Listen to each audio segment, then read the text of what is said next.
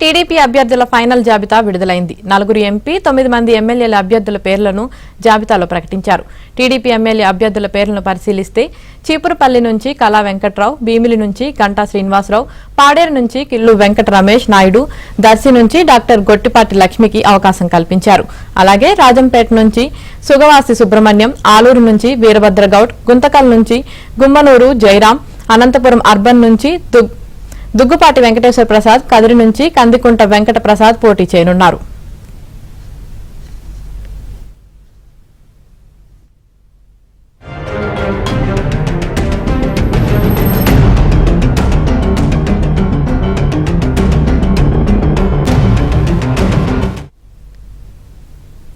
TDP MP అభ్యర్థుల్లో Vizianagaram నుంచి కలిశెట్టి అప్పలనాయుడు, ఒంగోలు నుంచి మాగుంట శ్రీనివాసులరెడ్డి, అనంతపురం నుంచి అంబికా లక్ష్మీనారాయణ, కడప నుంచి చడిపిరాళ్ల భువనేశ్వర్ రెడ్డికి భూపేష్ రెడ్డికి అవకాశం దక్కింది.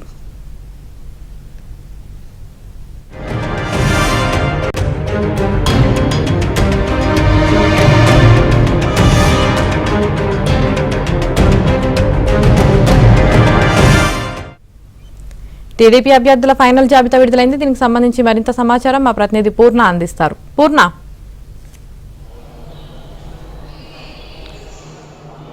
యామిని టీడీపీ ఫైనలిస్ట్ ఈరోజు కొద్దిసేపు క్రితం మొత్తం కూడా విడుదల చేయడం జరిగింది. ఏదైతే అసెంబ్లీకి సంబంధించిన 9 స్థానాలు, అలాగే పార్లమెంట్ సంబంధించిన 4 స్థానాలు కూడా ప్రకటించడం జరిగింది. ఈ లిస్ట్ కనుక చూస్తే కనుక కదిరి అసెంబ్లీ నుంచి చూస్తే కనుక కదిరి అసెంబ్లీ నుంచి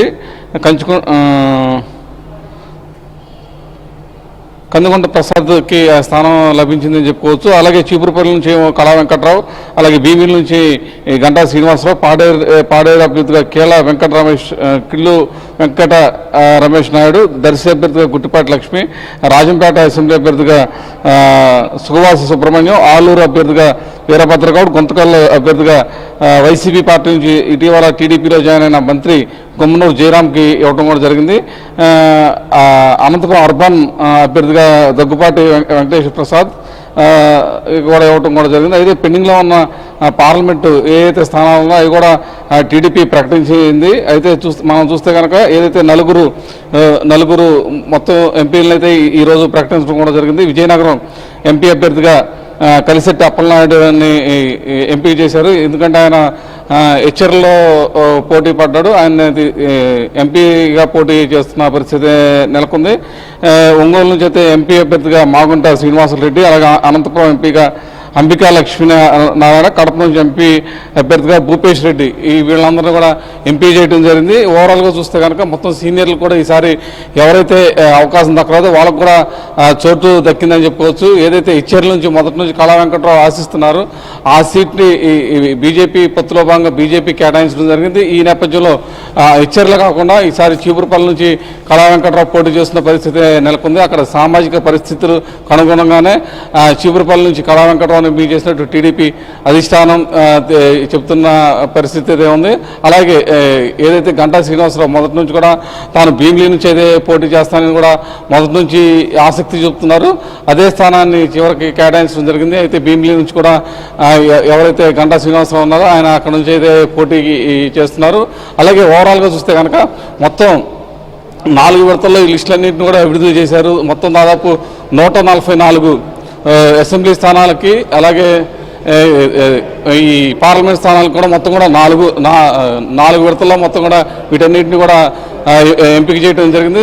దీంతో కూడా తుది కసరత్తు అయితే పూర్తయిందని చెప్పుకోవచ్చు. అయితే మొత్తం కూడా ఓవరాల్గా ఈ ఎంపిక ప్రక్రియ చూస్తే కనుక మొత్తం కూడా అక్కడ సామాజిక పరిస్థితులకి అనుగుణంగానే ఇక్కడ ఎంపిక చేసినట్టు, గెలుపు గుర్రాలనే ప్రధాన ఎజెండాగా తీసుకుని ఈ ఎంపిక చేసినట్టు కూడా టీడీపీ అధినేత చంద్రబాబు, అలాగే టీడీపీ జాతీయ ప్రధాన కార్యదర్శి నారా లోకేష్ మొదటి నుంచి కూడా చెప్తున్నారు. ఎందుకంటే అక్కడ ఐవీఆర్ఎస్ ఏదైతే సర్వే ఆధారంగానే ఎంపిక అంతా కూడా జరిగింది. ఎందుకంటే అక్కడ 1కి 4 సార్లు గెలుపుకు అవకాశం ఉన్న గుర్రాలనే ఎంపిక చేశామని చెప్పి మొదటి నుంచి కూడా చెప్పుకుంటూ వస్తున్నారు. అదేవిధంగా ఏదైతే అక్కడ సామాజిక పరిస్థితులు, అంటే అక్కడ ఎటువంటి సామాజిక పరిస్థితులు ఉన్నాయో అక్కడ ప్రజల్లో ఈ ఎవరైతే గెలుపుకు అవకాశాలు ఉన్నాయో వాళ్ళని ఖచ్చితంగా ఎంపిక చేస్తున్నామని చెప్పి కూడా మొదటి నుంచి చెప్తున్న పరిస్థితి నెలకొంది. అయితే ఓవరాల్గా చూస్తే కనుక ఎక్కడ కూడా ఎవరికి కూడా ఏ సామాజిక వర్గానికి కూడా అన్యాయం జరగకుండా అన్ని సామాజిక వర్గాలకి న్యాయం చేశామని చెప్పి కూడా టీడీపీ ఈ అధిష్టానం అలాగే టీడీపీ చంద్రబాబు కూడా చెప్తున్న పరిస్థితి నెలకొంది. అయితే మొదటి నుంచి కొంతమంది సీనియర్లకి అయితే తొలి జాబితాలో చాలామంది సీనియర్స్కి అయితే చోటు దక్కలేదు. తర్వాత 2, 3 జాబితాలో అయితే సీనియర్స్కి చాలామంది దక్కింది. రెండో జాబితాలో అటు ఎవరైతే బుచ్చి చౌదరి కానీ లేకపోతే బుచ్చి చౌదరికి రెండోసారి స్థానం కల్పించారు. అలాగే మూడో లిస్టులో చేసేపటికి చాలామంది సీనియర్స్ కూడా చోటు కల్పించారు. ఎవరంటే సోమిరెడ్డి చంద్రమోహన్ రెడ్డి అలాగే కొంతమంది సీనియర్స్ అందరూ కూడా మూడో లిస్టులో చోటు కల్పించారు. ఈ 4వ లిస్టులో ఎవరైతే పెండింగ్లో ఉన్నారో కళా వెంకట్రావు కానీ లేకపోతే గంటా శ్రీనివాసరావు కానీ వాళ్ళకు కూడా అక్కడ చోటు కల్పించుకోవడం కూడా జరిగింది. ఎక్కడా కూడా ఎవరికి కూడా ఎక్కడ అన్యాయం జరగలేదని కూడా చెప్పారు. ఎవరైతే సీనియర్స్కి అయితే కొంతమందికి ఇవ్వలేని పరిస్థితి నెలకొంది, వారికి మాత్రం ఖచ్చితంగా పార్టీ న్యాయం చేస్తాము అని కూడా మొదటి నుంచి కూడా టీడీపీ చంద్రబాబు లోకేష్ కూడా చెప్తున్న పరిస్థితి నెలకొంది. కేవలం సీనియర్స్లో చూస్తే కనుక ఇటు దేవినేని ఉమా అలాగే ఆలపాటి రాజా ఇటువంటి సీనియర్స్కి అయితే అక్కడ పరిస్థితులకు పొత్తుల్లో నేపథ్యంలో వాళ్ళకి సీట్లు అయితే ఇవ్వలేకపోయామని చెప్పి చాలా వారి సేవలను మాత్రం పార్టీకి ఉపయోగించుకుంటామని చెప్పి కూడా మొదటి నుంచి టీడీపీ చంద్రబాబు చెప్తున్నారు. వారికి మంచి పోస్టింగ్ అంటే మెరుగైన అవకాశాలు కూడా కల్పిస్తామని చెప్పి కూడా ఎవరైతే సీనియర్స్కి సీట్లు దక్కలేదో వాళ్ళకి ఎక్కడ కూడా నిర్లక్ష్యం చేయమని కూడా చెప్తున్నారు. అదేవిధంగా వీళ్ళకి కూడా ఒక ఉన్నతమైన స్థానం కూడా కల్పిస్తామని చెప్పి కూడా టీడీపీ అధినేత చంద్రబాబు కూడా చెప్తున్న పరిస్థితి నెలకొంది. ఈ నేపథ్యంలో ఈరోజు దేవినేని ఉమాకి రాష్ట్ర వ్యాప్తంగా ఉన్న అన్ని పార్లమెంటు అలాగే అసెంబ్లీ నియోజకవర్గాలు సమన్వయ చేసుకునే పరిస్థితిని అయితే దేవినేని ఉమాకి అయితే కల్పించిన పరిస్థితి నెలకొంది. అలాగే ఏ ఒక్కరికి కూడా ఎక్కడా కూడా అన్యాయం జరగదు, అందరికి కూడా సముచిత న్యాయం చేస్తామని కూడా టీడీపీ అధిష్టానం చెప్తున్న పరిస్థితి నెలకొంది. ఆమె right, thank you Purna. TDP అభ్యర్థుల ఫైనల్ జాబితా విడుదలైంది. 4 ఎంపీ 9 మంది ఎమ్మెల్యే అభ్యర్థుల పేర్లను జాబితాలో ప్రకటించారు.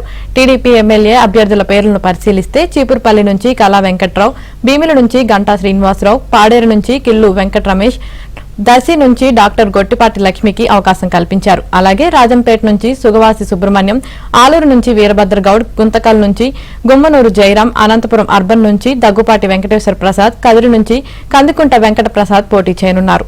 ఇక టీడీపీ అభ్యర్థుల ఫైనల్ జాబితాకు సంబంధించి మరింత సమాచారం మా ఏపీ బ్యూరో చీఫ్ రామారావు అందిస్తారు. రామారావు. తెలుగుదేశం పార్టీ తుది జాబితా కొద్దిసేపటి క్రితమే వెల్లడైంది. ఈ తుది జాబితాలో ప్రధానంగా గతంలో మొత్తం తెలుగుదేశం పార్టీ మొత్తం 17 మంది ఎంపీ స్థానాల్లో పోటీ చేస్తుంది. అయితే ఈ 17 ఎంపీ స్థానాల్లో గతంలో 13 స్థానాలకు అభ్యర్థులను ఎంపిక చేశారు. ఇప్పుడు మిగతా 4 స్థానాలకు కూడా అభ్యర్థులను ఎంపిక చేశారు. ఇందులో ప్రధానంగా కలిశెట్టి అప్పలనాయుడు అంటే విజయనగరం తూర్పు కాపు సామాజిక వర్గానికి సంబంధించిన వ్యక్తి.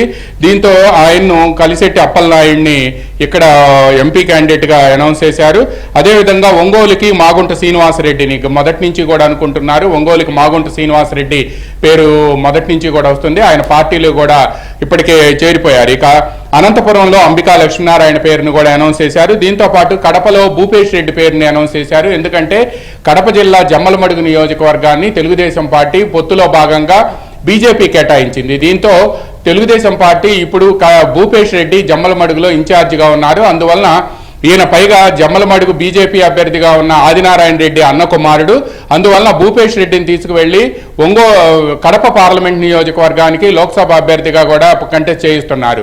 ఇదే సమయంలో కడపలో రెడ్డప్ప గారి శ్రీనివాసరెడ్డిని గతంలో అంటే 2019 ఎన్నికల సమయంలో ఆయన ఎంపీ అభ్యర్థిగా పోటీ చేశారు. అయితే రెడ్డప్ప గారి శ్రీనివాసరెడ్డి సతీమణి మాధవికి కడప అసెంబ్లీ టికెట్ ఇవ్వడంతో శ్రీనివాసరెడ్డిని ఈసారి పార్టీ బాధ్యతలు అప్పగించాలి అని కూడా తెలుగుదేశం హైకమాండ్ నిర్ణయించింది. దీంతో ఇప్పుడు తెలుగుదేశం పార్టీ మొత్తం 17 లోక్సభ స్థానాలకి అభ్యర్థులను ప్రకటించినట్టయింది. తెలుగుదేశం పార్టీ చరిత్రలో ఆ ట్రాక్ రికార్డులో కూడా ఇప్పటి వరకు కూడా ఇంత ముందుగా అభ్యర్థులను ప్రకటించడం మాత్రం ఇదే తొలిసారి. గతంలో నామినేషన్లకి రేపు ఉందనంగా నామినేషన్ల తుది గడువు రేపు ఉందనంగా ఈ రోజు వరకు కూడా అభ్యర్థులను ప్రకటిస్తూనే ఉన్నారు. ఇక అసెంబ్లీకి సంబంధించి కూడా మొత్తం అభ్యర్థులను ప్రకటించారు. తెలుగుదేశం పార్టీ మొత్తం 144 అసెంబ్లీ స్థానాల్లో పోటీ చేస్తుంది. ఈ 144 అసెంబ్లీ స్థానాల్లో గతంలో దాదాపుగా 139 వరకు ఫైనలైజ్ చేసినప్పటికీ మరో 4 నియోజకవర్గాల్లో పొత్తులలో మార్పులు చేర్పులకు సంబంధించి కొన్ని నియోజకవర్గాలు అంటే 5 అదేవిధంగా మార్పులు చేర్పుల్లో మరో 4 మొత్తం 9 నియోజకవర్గాల్లో అభ్యర్థులను ఈరోజు ప్రకటించారు. ఉదాహరణకి తూర్పుగోదావరి జిల్లా అనపర్తి స్థానంలో గతంలో నల్లమిల్లి రామకృష్ణారెడ్డిని అక్కడ అభ్యర్థిగా ప్రకటించినప్పటికీ పొత్తులో భాగంగా ఆ స్థానాన్ని బీజేపీ కేటాయించారు. దీంతో పొత్తులో భాగంగా ఆ స్థానాన్ని కేటాయించడంతో ఇప్పుడు అక్కడ అటువంటి స్థానాల్లో బదులు వేరే స్థానాల నుంచి కూడా అభ్యర్థులను ప్రకటించాల్సి వచ్చింది. ఇందులో భాగంగానే ఇంతకుముందు కొలీగ్ పూర్ణ చెప్పినట్టు చీపురుపల్లి నియోజకవర్గానికి కళా వెంకట్రావు పేరుని ఎంపిక చేశారు. నిజానికైతే ఎచ్చెర్ల స్థానం నుంచి కళా వెంకట్రావు పోటీ చేయాల్సి ఉంది. ఎచ్చెర్ల స్థానాన్ని అక్కడ బీజేపీకి పొత్తులో భాగంగా కేటాయించారు. అదేవిధంగా భీమిలికి ముందు గంటా శ్రీనివాసరావుని భీమిలి నియోజకవర్గం ఆయన గతంలో విశాఖ నార్త్ నుంచి పోటీ చేశారు. అయితే విశాఖ నార్త్ బీజేపీకి కేటాయించారు. అక్కడ విష్ణుకుమార్ రాజు పోటీ చేస్తున్నారు. ఈ నేపథ్యంలో ఆయన భీమిలి కావాలని కోరారు. అయితే చీపురుపల్లి వెళ్ళాలి అని చెప్పి తెలుగుదేశం అధినేత చంద్రబాబు నాయుడు ఆయన పిలిపించి మాట్లాడారు. అయితే ఇప్పుడు చీపురుపల్లి కాకుండా భీమిలి నియోజకవర్గానికి ఆయన కేటాయించి చీపురుపల్లిని కళా వెంకట్రావుతో పోటీ చేసి కళా వెంకట్రావుని అభ్యర్థిగా నిలిపారు. అదేవిధంగా పాడేరులో ఎస్టీ రిజర్వ్ నియోజకవర్గం దీనికి వెంకట రమేష్ నాయుడు అని చెప్పి ఆయన్ని అభ్యర్థిగా ఎంపిక చేశారు. అయితే అక్కడుండే గిడ్డి ఈశ్వరి ఆమె తనకు కావాలి అని చెప్పి పట్టుబడుతుంది. అయితే గిడ్డి ఈశ్వరికి పార్టీ బాధ్యతలు అప్పగించాలని చెప్పి టీడీపీ హైకమాండ్ నిర్ణయించింది. ప్రకాశం జిల్లా దర్శి నియోజకవర్గానికి కూడా గొట్టిపాటి లక్ష్మి పేరుని అనౌన్స్ చేశారు. గొట్టిపాటి లక్ష్మి ఇప్పుడు అద్దంకి ఎమ్మెల్యే గొట్టిపాటి రవికుమార్ అన్న గొట్టిపాటి నరసయ్య మాజీ ఎమ్మెల్యే ఆయన కుమార్తె గొట్టిపాటి లక్ష్మి డాక్టర్ గొట్టిపాటి లక్ష్మి పేరుని దర్శికి అనౌన్స్ చేశారు. రాజంపేటకు సుఖవాస్ సుబ్రహ్మణ్యం పేరుని అనౌన్స్ చేశారు. అదేవిధంగా ఆలూరుకి వీరభద్రగౌడ్ పేరు అనౌన్స్ చేశారు. ఆదోని బదులు తమకు ఆలూరు ఇవ్వాలి అని చెప్పి బీజేపీ నిన్నటి వరకు పట్టుబట్టింది. అయితే ఆలూరు స్థానాన్ని ఇచ్చే అవకాశం లేదు అని చెప్పి టీడీపీ అధినేత చంద్రబాబు స్పష్టం చేయడంతో ఆలూరుకి వీరభద్రగౌడ్ పేరుని ఎంపిక చేశారు. అదేవిధంగా గుంతకల్లికి గుమ్మనూరు జయరాం పేరుని అనౌన్స్ చేశారు. గుమ్మనూరు జయరాం 2019 నుంచి 24 వరకు కూడా వైసీపీ అభ్యర్థిగా గెలుపొంది రాష్ట్ర మంత్రివర్గంలో కూడా మంత్రిగా వ్యవహరించారు. దీంతో గుమ్మనూరు జయరాం ఇటీవల జగన్ వ్యవహార శైలి నచ్చలేదు అని చెప్పి తెలుగుదేశం పార్టీకి లో చేరిపోయారు. వైసీపీకి రాజీనామా చేశారు. ఆయన మంత్రిగా ఉండి రాజీనామా చేయడంతో ఆయన బర్తరఫ్ చేస్తూ అదే రోజు సాయంత్రానికి గవర్నర్తో వైసీపీ నోటిఫికేషన్ ఇచ్చింది. ఈ నేపథ్యంలోనే గుంతకల్లి స్థానాన్ని గుమ్మనూరు జయరాము కేటాయిస్తూ తెలుగుదేశం పార్టీ అనౌన్స్ చేసింది.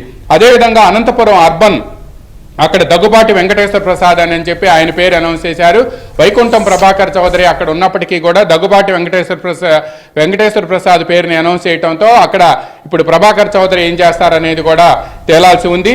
అదేవిధంగా కదిరికి మొదటి నుంచి కూడా కందికుంటి వెంకటప్రసాద్ పేరు నిన్న కూడా కదిరిలో కందికుంటి వెంకటప్రసాద్ని తెలుగుదేశం అధినేత చంద్రబాబు నాయుడు అక్కడ జరిగిన ప్రజాగళం బహిరంగ సభ సందర్భంగా కూడా ఆయన పరిచయం చేశారు. తిరిగి మళ్ళా కందికుంట వెంకటప్రసాద్ పేరును కూడా ప్రకటించారు. అంటే మొత్తం గతంలో 139 స్థానాలకు అభ్యర్థులను ప్రకటిస్తే మొత్తం అవి కాకుండా మొత్తం 144 స్థానాల్లో అభ్యర్థులను ప్రకటించాల్సి ఉండగా 139 స్థానాల్లో ప్రకటించారు. అంటే మరో 5 నియోజకవర్గాలకు ప్రకటించాల్సి ఉన్నప్పటికీ ఆ 5తో పాటు పొత్తులో భాగంగా మార్పులు చేర్పులకి సంబంధించి మరో 4 స్థానాలు అంటే మొత్తం 5+4 9 స్థానాలకు సంబంధించి కూడా తెలుగుదేశం పార్టీ ఈరోజు ప్రకటించింది. దీంతో రాష్ట్రంలో దాదాపుగా కాదు అన్ని నియోజకవర్గాలకి తెలుగుదేశం పార్టీ పొత్తులో భాగంగా పోటీ చేస్తున్న అసెంబ్లీలో 144 అదేవిధంగా లోక్సభ నియోజకవర్గాల్లో 17 ఈ మొత్తానికి కూడా అభ్యర్థులను ప్రకటించినట్టయింది. ఇక ఎక్కడైతే అసంతృప్తులు ఉన్నారో వాళ్ళందరినీ కూడా ఇప్పటికే కూడా చంద్రబాబు నాయుడు కానీ లోకేష్ కానీ వీళ్ళందరూ కూడా పిలిపించి మాట్లాడుతున్నారు. తెలుగుదేశం అధినేత చంద్రబాబు నాయుడు అయితే ఈరోజు నెల్లూరు జిల్లాకు మరికొద్దిసేపట్లో రాబోతున్నారు. అక్కడ ప్రచారంలో పాల్గొనబోతున్నారు. ప్రజాగళం బహిరంగ సభలో ఈరోజు ఉదయం కర్నూలు జిల్లా బనగానపల్లిలో జరిగిన సభలో పాల్గొన్నారు. అశేష ప్రజానీకం అక్కడ హాజరైంది. ఇదే సమయంలో టీడీపీ అధినేత చంద్రబాబు నాయుడు ఎవరైతే అసంతృప్తులు ఉన్నారో వాళ్ళందరినీ కూడా పిలిపించి మాట్లాడబోతున్నారు. అదేవిధంగా ఇప్పుడు వైకుంఠం ప్రభాకర్ చౌదరిని కానీ లేకపోతే పాడేరులో గిడ్డి ఈశ్వర్ని కానీ వీళ్ళందరినీ కూడా పిలిపించి మాట్లాడాలి అని చెప్పి తెలుగుదేశం అధినేత చంద్రబాబు నాయుడు నిర్ణయించారు.